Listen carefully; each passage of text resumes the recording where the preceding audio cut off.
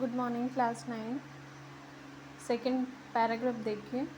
I knew my cousin Mourad enjoyed being alive more than enjoyed else who had fallen into the wall by mistake. तो यहाँ पर एरम बता रहा है अपने कज़िन मुराद के बारे में कि मुझे पता था कि मेरा जो कज़िन मुराद था एन्जॉयड बहुत ज़्यादा इन्जॉय करता था, जितना कि लोग जो यहाँ पर प्रेजेंट वर्ल्ड में हैं उससे कहीं ज़्यादा जो मेरा कज़िन था मुराद वो इन्जॉय करता था।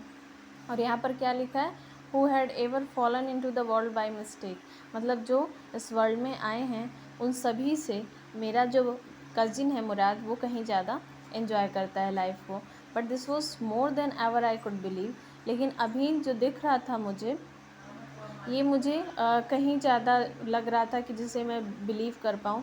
ये मेरे लिए बहुत ही मुश्किल था कि मैं इस बात पर भी बिलीव कर पाऊँ। जैसा कि मैं जानता था कि जो मेरा कज़िन मुराद था वो सारे काम बहुत ही ईज़िली कर लेता था और इन्जॉय करता था लाइफ को, लेकिन फिर भी इस चीज़ पर बिलीव करना मेरे लिए बहुत ही मुश्किल था। In the first place my earliest memories had been the memories of horses and my first longings had been longings to ride.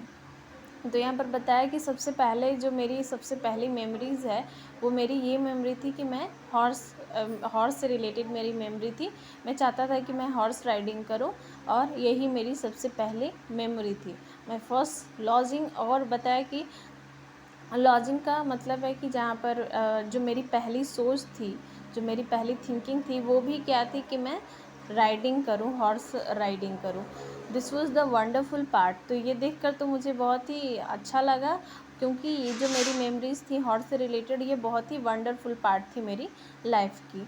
In the second place we were poor, और सेकेंड प्लेस पे क्या बताया, और second बात ये थी कि हम लोग क्या थे, बहुत ही गरीब थे। मैंने आपको बताया था कि ये बहुत ही पुअर थे लेकिन फिर भी अपनी ऑनेस्टी के लिए जाने जाते थे।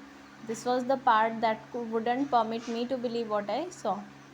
तो बताया कि ये जो सेकेंड पार्ट है ये मुझे नहीं परमिशन दे रहा था कि मैं बिलीव करूं जो मैं देख रहा था, कि मेरे सामने क्या था, हॉर्स खड़ा था और इतने हम लोग पुअर थे कि मुझे नहीं लगता था कि हमारे ट्राइब से कोई भी एक हॉर्स हायर कर सकता है। तो इसलिए मुझे लग रहा था कि जो मैं देख रहा हूँ ये बिलीव करने लायक नहीं है।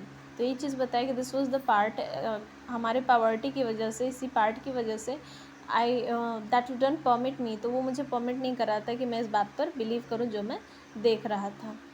We were poor, we had no money, तो बताया कि हम कैसे थे, हम बहुत ही गरीब थे। वी हैड नो मनी, हमारे पास क्या नहीं था, मनी नहीं थी। Only are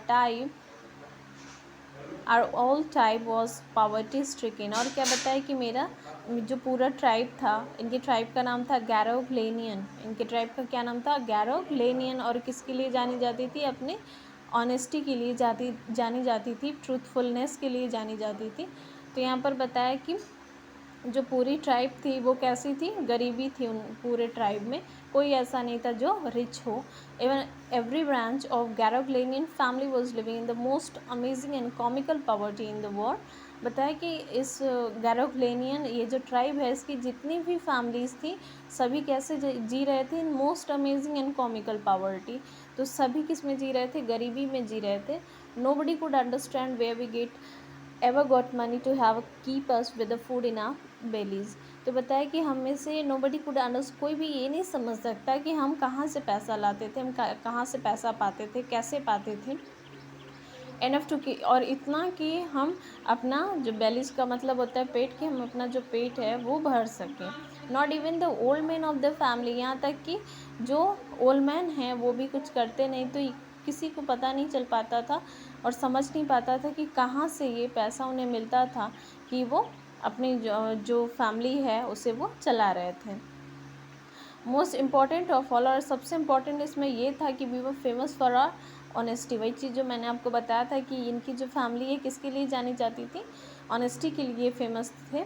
we had been famous for honesty for something like 11 centuries. और क्या बताया कि लगभग कितने सेंचुरीज से, लगभग 11 सेंचुरी से हम लोग अपने ऑनेस्टी के लिए जाने जाते थे, मतलब काफ़ी लंबे टाइम से।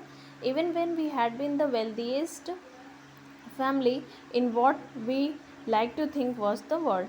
तो बताया कि हम ये सोचते थे कि जब हम सबसे वेल्दीएस्ट फैमिली, हमारी जो फैमिली थी जब बहुत वेल्दी थी, बहुत धनी थी, तब भी in what we like to think was the world, तभी हम सोचते थे कि हम किसके लिए जाने जाए, अपनी ऑनेस्टी के लिए जाने जाए। तो पता है कि 11वीं सेंचुरी से हम अपनी ऑनेस्टी के लिए फेमस थे।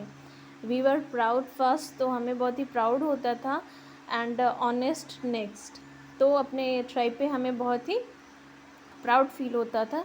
एंड नेक्स्ट थिंग क्या थी हमारे ट्राइब की, कि हम बहुत ही ऑनेस्ट होते थे। After that we believe in the right and wrong, उसके बाद हम बिलीव करते थे कि क्या सही है एंड क्या गलत है, इसमें भी हम बिलीव करते थे, इसमें भी हम डिफ़र करते थे, इसके बीच में हम डिफरेंस रखते थे। None of us would take advantage of anybody in the world, let alone steal. और क्या बताया कि हमें से कोई भी ऐसा नहीं था, इतने ऑनेस्ट थे कि हम किसी का भी एडवांटेज, किसी से भी प्रॉफिट नहीं ले सकते थे, और केवल अपने आप पे ही डिपेंड। लेटर अलोन स्टील का क्या मतलब होता है कि केवल हम अपने आप पे ही डिपेंड होते थे, जैसे हम मनी कलेक्ट करते थे या जैसे भी हम अर्न करते थे उसी से अपनी लाइफ चलाते थे, लेकिन फिर भी हमारी लाइफ में एक्सट्रीमली पॉवर्टी थी। तो वो चीज़ यहाँ पर बताया गया है।